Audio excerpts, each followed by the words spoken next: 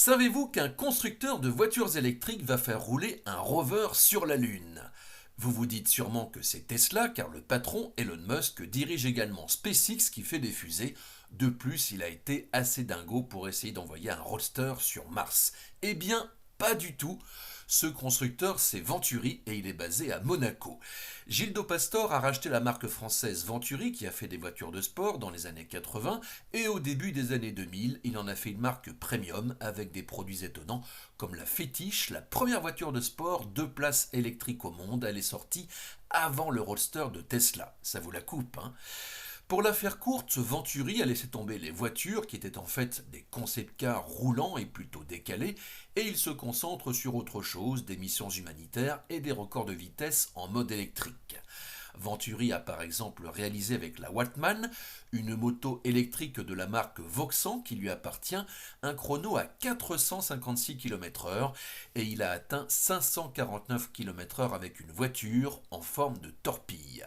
Et puis j'oubliais, Venturi a fait de la compétition, il s'est engagé en Formule E dès le début et une écurie porte encore son nom, même s'il a revendu son activité dans ce domaine. Le prochain défi de Gildo Pastor, c'est la Lune et il va la décrocher pour la NASA.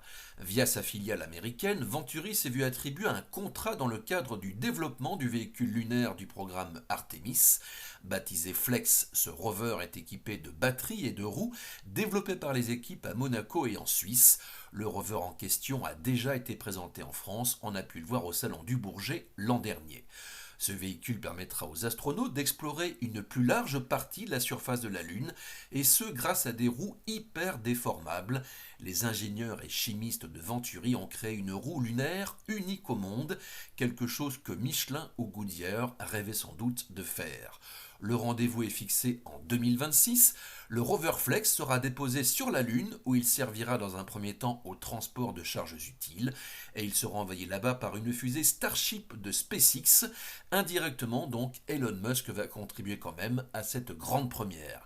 Mais ce n'est pas son Cybertruck qui va poser ses roues sur le satellite de la Terre. En fait, Venturi était sans doute destiné dès le départ à aller dans l'espace.